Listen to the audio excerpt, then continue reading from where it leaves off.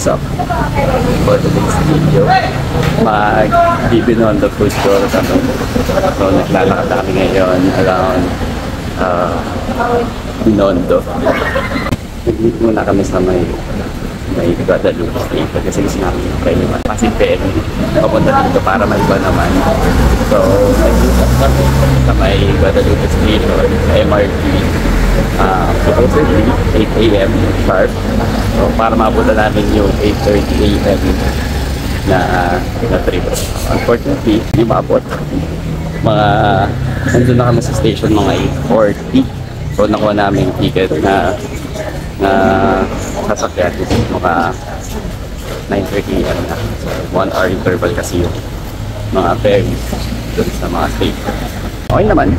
Okay yung trip namin sa may Pasig Ferry. Very comfortable naman. And malinis yung ilog. Hindi mo masangsan yung amoy. Malinis yung ferry mismo. Tapos Coast Guard pala yung nagmamando ng mga ferry. And first of all, libre. Libre yung ticket. Kailangan mo nang pakita yung ID mo pagpasok. And then, siyempre walang traffic. Tapos dire-diretso lang siya from Guadalupe yung nag-start. Then through Escolta. Medyo umulan lang nung papunta kami. Pero covered naman yung ferry. So all in all, overall, recommended. Pwede siya i-try. Sana siguro mas marami lang tumangkilik para mas maging tipay yung interval hours ng mga ferry rides. Yung entire ride, halos isang oras and 5 minutes.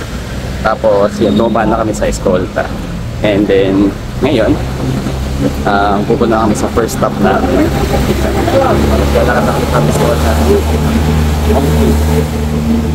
Let's go, let's check it out.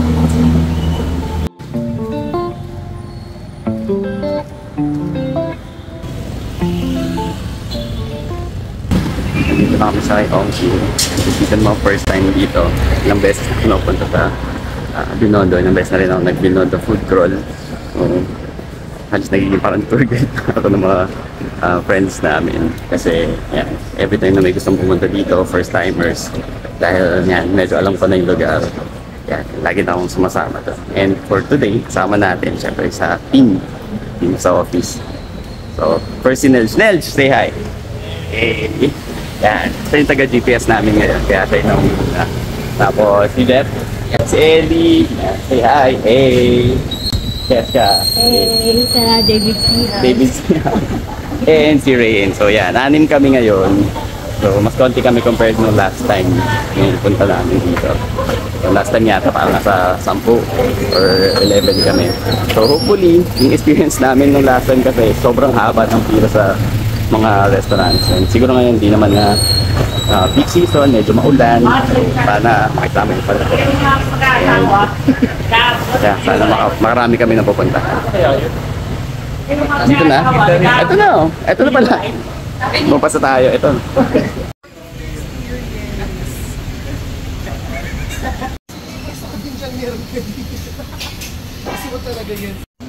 Ano po yung mga parte? Tenga po, no? Oh, tenga. Ito. Tumbong. Tumbong.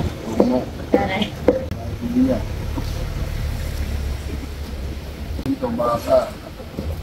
Baga. Pantok.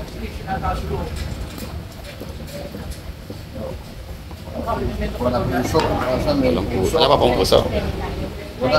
Oh, mamaya.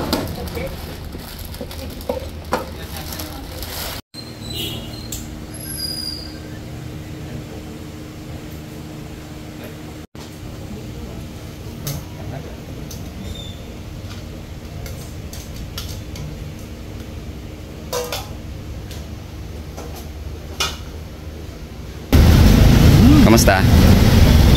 Goods. Alam niyo ba kung ano yung kinakain niyo? Yan, mga laman loob. Iba't ibang laman loob ng baboy.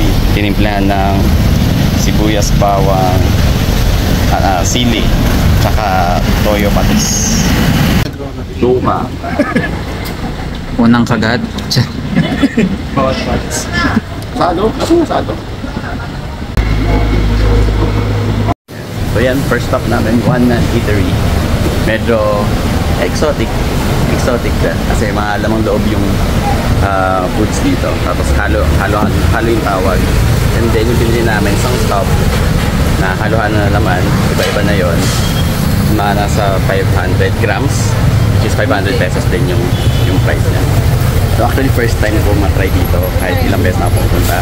Hindi ko siya napupuntahan kasi medyo out of way sa yung mga tabi-tabi ng mga restaurants or usual na kinakainan pag nag-third roll. Kaya I made sure na ngayon madaan na namin siya kasi along the way siya from Escolta to Ongpin. And ito yung store. Nasa tapat siya ng David's Tea House. After nito, kami dun sa Shanghai Fried Tropaw at sa Oishi. Tapos tuloy-tuloy na yun.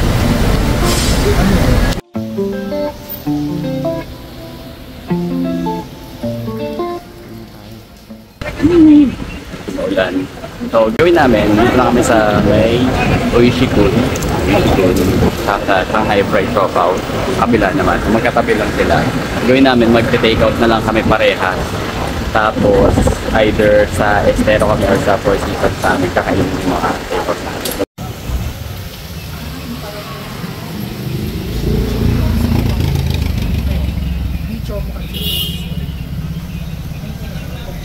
Aside sa meron pa silang radish cake, spring onion pancake, meron din silang umishi cake, parang coin na malaki sa kusinya.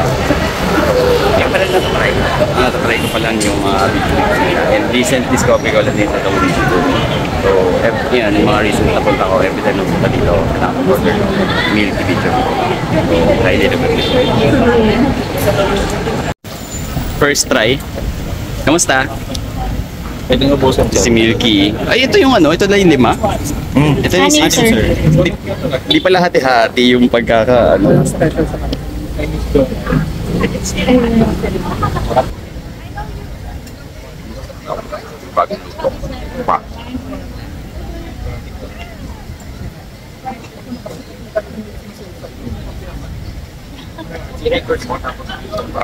Chinese donut. Crunchy on the outside, fluffy on the inside. Tapos, may milk. May option din na pwedeng sugar, pwedeng plain. Pero, so far, yung pinakagusto ko yung milky. Ayan. Ilantakan agad namin. Dapat paglipat pa namin. So, muna namin. Sup, dog?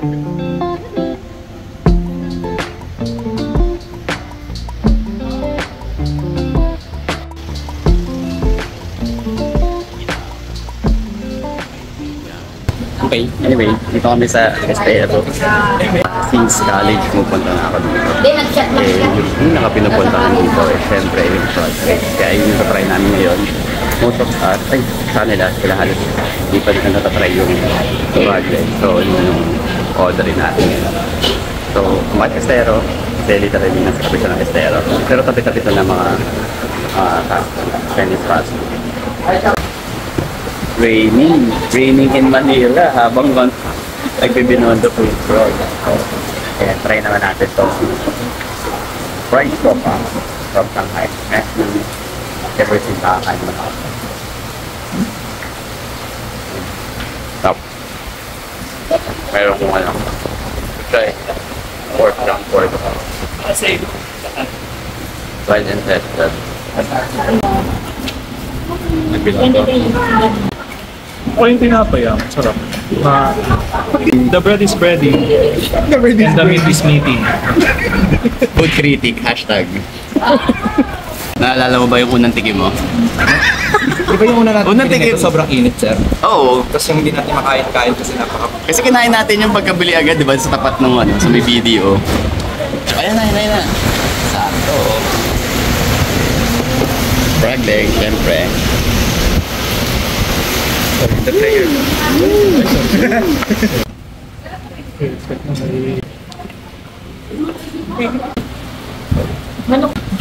Sarap. Maalat. Maalat. Oo, maalat. Oo. Maalat talaga yung timpla nila dito eh. Tsaka garlic. Tsaka mantika. Opo. Ayan. Tapos ang sarap ng meat.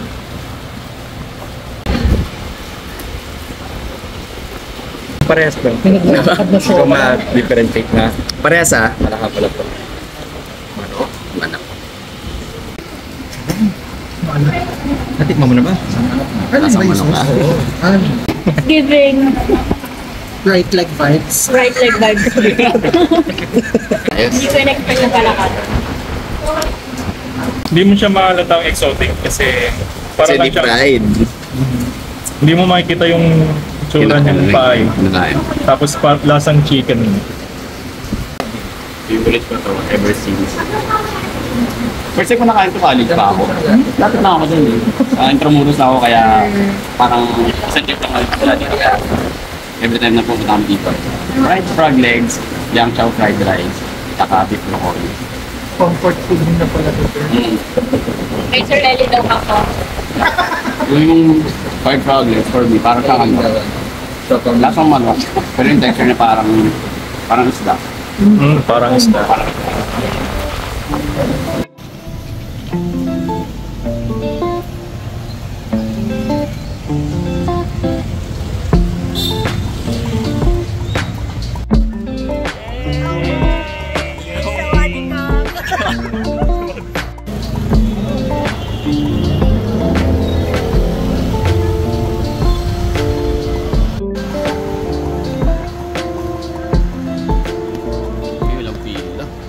Dombay dumpling. Walang kamatayang kuchay dumplings. Meron agad naka-ready na kuchay dumplings. Yung bagong dito.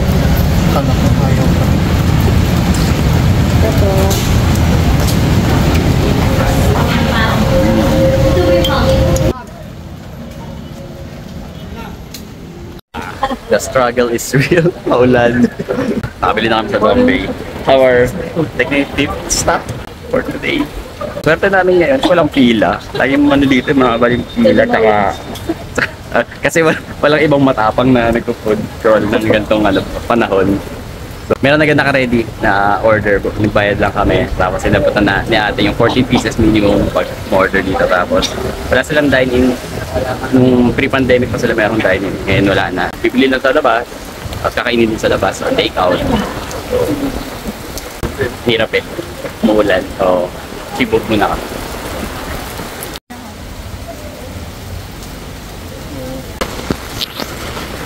Yo! Tuloy ang food trip kahit na ulan. So, ang diskarte namin ngayon, hanap na kami ng, ang pupunta namin mga kakainan, yung mga sit-down restaurant na para may cover. Eh, alas 2 para titigil yung ulan eh. So ngayon, from Dong Bay, lipat kami sa beef snack. So, ano lang, malapit lang yun, isang tawid lang yun sa intersection, malapit doon. Yan, dito kami. Try namin dito. And hindi ka pa rin nakakainan to kasi palaging punuan dito. Mukhang ngayon maluwag. Dito kami magdalag.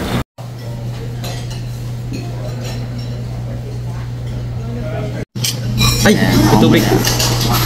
Kuchay apay. Natin na ni Kuya ng tigdagal. Try natin. Kuchay apay. First time.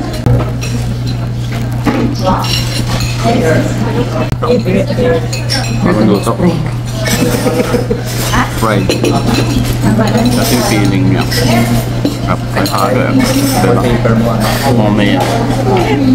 May gulay. Flavor na rin siya. Kikya. Chopper. Sakto may hot sauce. Kaya talaga may hot sauce. Kasi ano na. Mati na yung maraming order. Kasi pang kuchay apay. Pamili kami ng ngoyong. So, kikiam. Kikiam. Indonesian tofu. Ito first time ko natin ito. Nakikita ko lang sa mga vlogs. Lagi na lang in-order.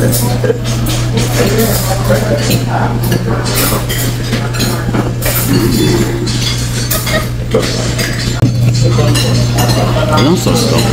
Ito siyang kutsara. Walang sauce.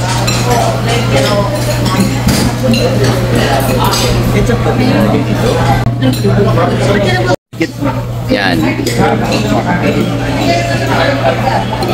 Thank you. Please. Dapat yung may dog-dog. Ay, donation. Sa toko, hindi ko pa naman. Let's see what this is all about. Kung hindi mo nararamdaman, bawal mag-serve tofu.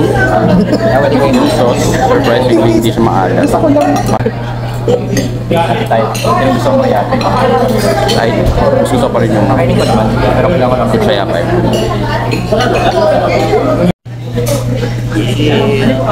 So sexy.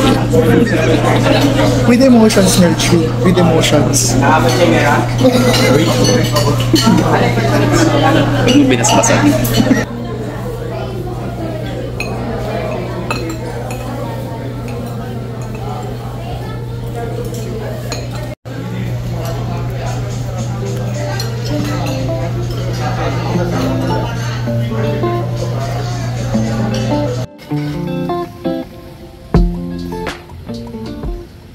Dito na kami ngayon, may batang YED Park. Hindi kami kakain doon. Nagdubos sa kami, kaya paba mo na kami ng kinain sa isang coffee cup. So may bago akong na-discover na pupunta namin yung Lipang punta doon. And dito na kami ngayon sa Apollo.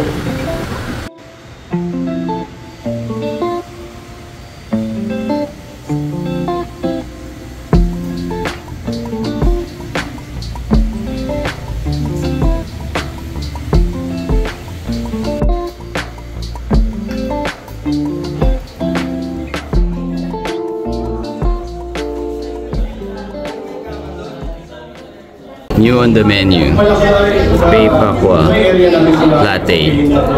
Parang ano, matatanggal yung sore throat mo dito. Pei Pakwa Americano. Pampatanggal paus.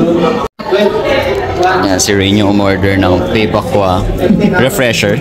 Tama, Pei Pakwa refresher. So like, parang lychee juice na merong aftertaste ng Pei Pakwa. Yes. Inahalo pa to? Okay po. Thank you. Yan, ito yung Binondo Latte. So meron siyang sticky ube jam sa loob. Tapos coffee latte. Tapos meron silang pa freebies na cat cookie since it's been a year daw since they've opened their doors. Yan, meron silang mga freebies and meron silang freebie na sticker. Hello Binondo. And that is their logo. Ilalagay sa mga milk tea, sir. Hindi talaga na...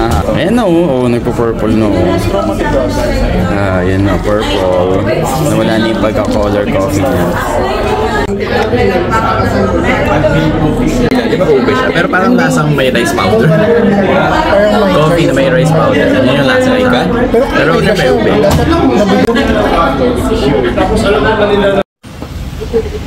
Yan. So, naglalakad ulit kami in an attempt na magpapaba ng kinain. So, after namin sa quick snack, tumambay kami sa may Apollo for siguro mga lagpas ng oras kami nandun. Kasi nga, panibas na nag-coffee kami, medyo busog na kami. And we're making room para sa mga susunod pa namin kakainin. And after doon, in another attempt para magpababa ng kinain, so, nag-shopping muna ng pampasalubong. So, dumaan kami na Engitin, namili ng mga pampasalubong, kopya, ganun. Siyempre, ako din ako ng kopya. Ako tatanungin, mas prefer ko kung bibili man ng kopya sa Poland kasi mas fresh yung gawa nila. And downside, siyempre, pag fresh yung gawa nila, hindi siya meant to be na i-store ng matagal, so hindi siya masira. Pero, siyempre, mas masarap pag fresh yung gawa ng mga kopya.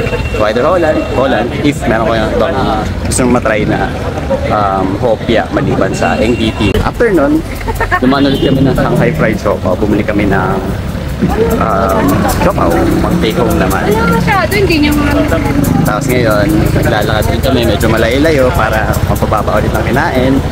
Papunta na kami ng Yingling. Tapos that's going to be our last stop for today's food crawl. Doon na tayo magkita-kita ulit.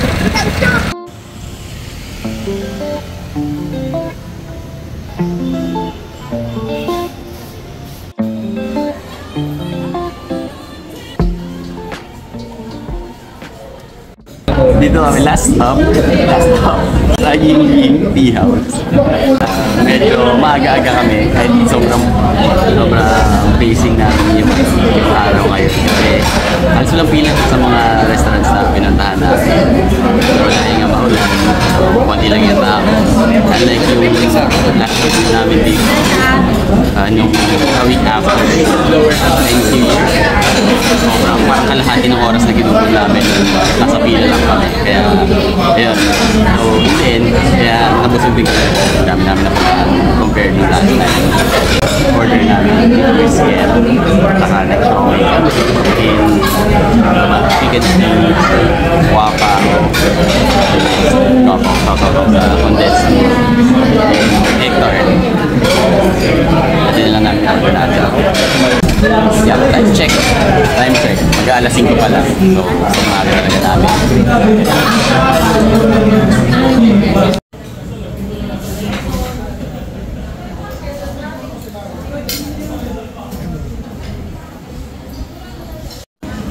Beef brisket, siomai, and chicken feet.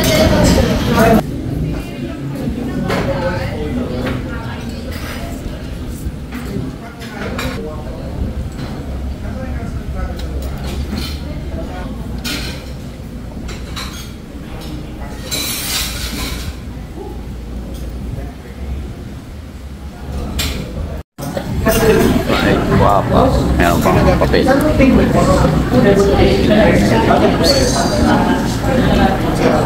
Init pa.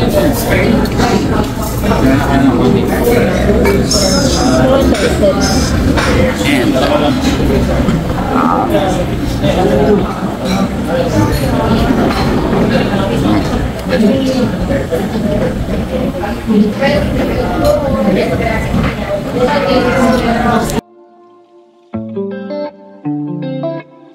after Ying Ying, nandito na kami ngayon sa Esplanade. Dito na kami mag-chill. Yung Esplanade is parang bagong attraction siya dito sa may after lang ng Jones Street. So from Ying Ying, isang tumbling lang siya from Ying Ying. Tapos tatawid lang ng Jones Bridge dun sa may Arco. Tapos ano ka na? This is where we end our Binondo food crawl. Guys, bye-bye! Bye-bye! Vlog out. Nagkahiyaan pa. Bye-bye.